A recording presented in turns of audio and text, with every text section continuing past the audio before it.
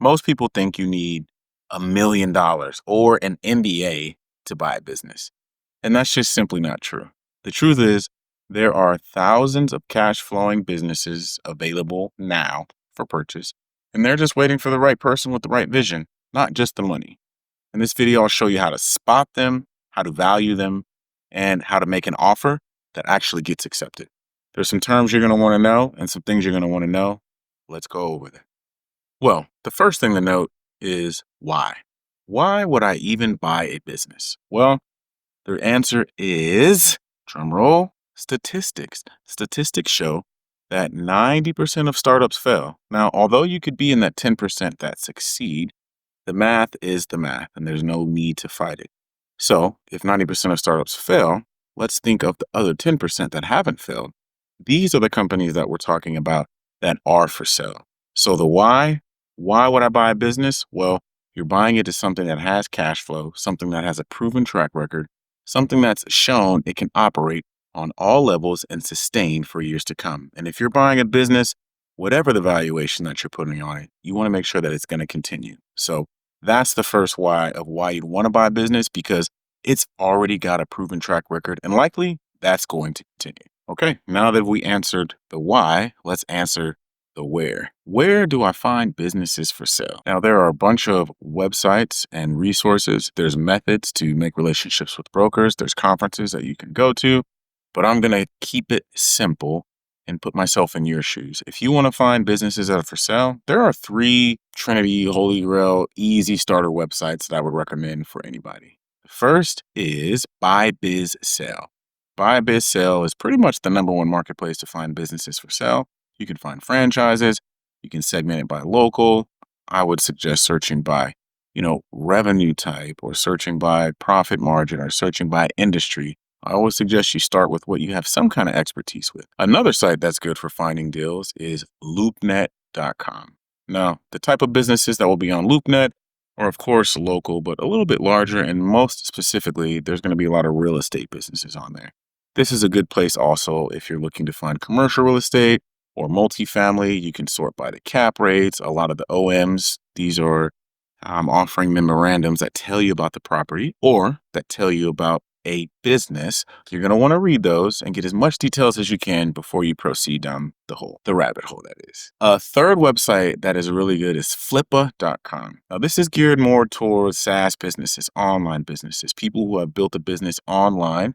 Usually these are going to be a little bit earlier, 6 months, 3 months, 2 years. You might find some outliers, 7, 8, or 9 years. In my opinion, the multiple that they're asking might be a little outrageous, but nonetheless, this is a great place to find businesses that don't cost so much that you can scout and finally find and make offers on. These websites are gold for finding new businesses. The next step is, again, to go back to the how. And this is how we're going to place value on a business. Now, contrary to the popular show Shark Tank or any of these other shows, most of real life valuations aren't done in some live pitch.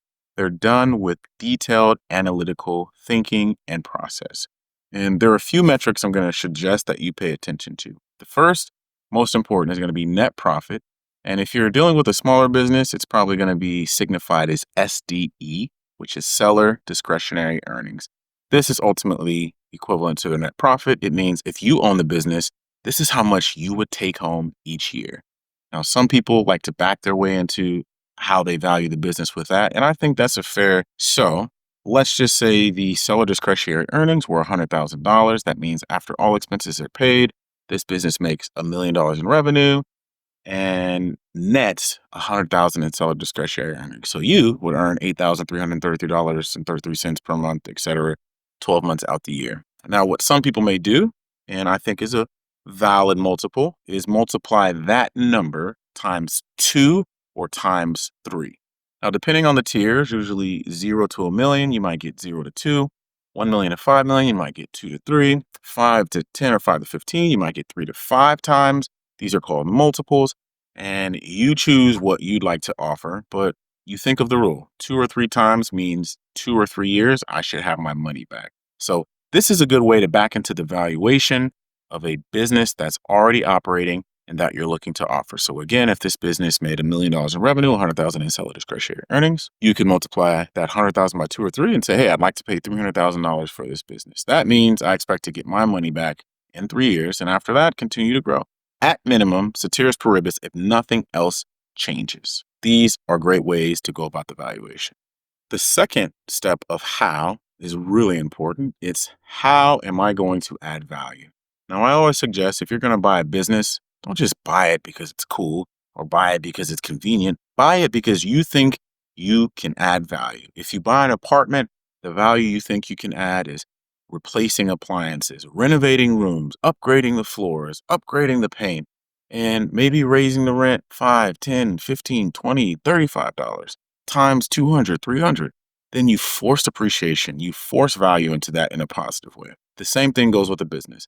Maybe you're buying a restaurant and you think that I can make the food with better high quality materials and offer it at a better price.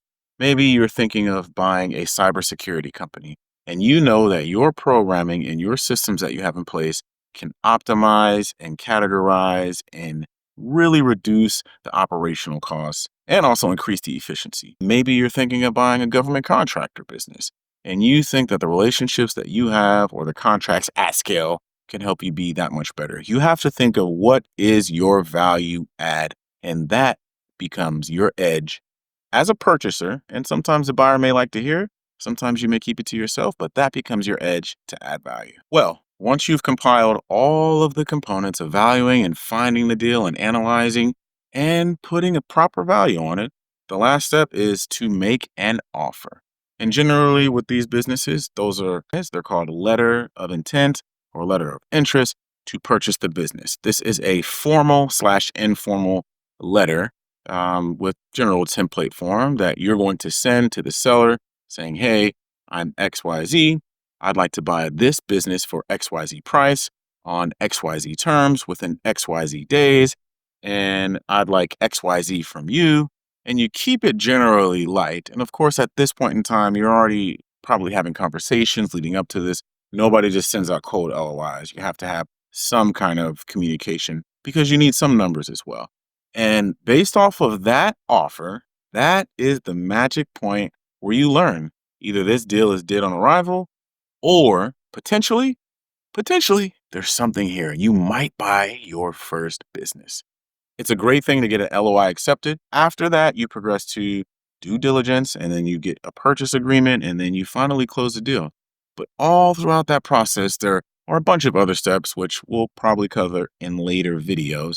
But for now, the first step is, should I start or buy a business? And if you buy one, you now have all the tools that once may have been secret or foreign to you now to buy business. Well, I hope this helps. Again, this is Josh Green. I help people take ideas and transfer them into companies and brands and also help them to grow their side income and wealth. I'm glad that you found this valuable. I really appreciate you. If you could, please don't subscribe, just watch some more videos. If you find this valuable, I really appreciate you being here, and I'll see you on the next one.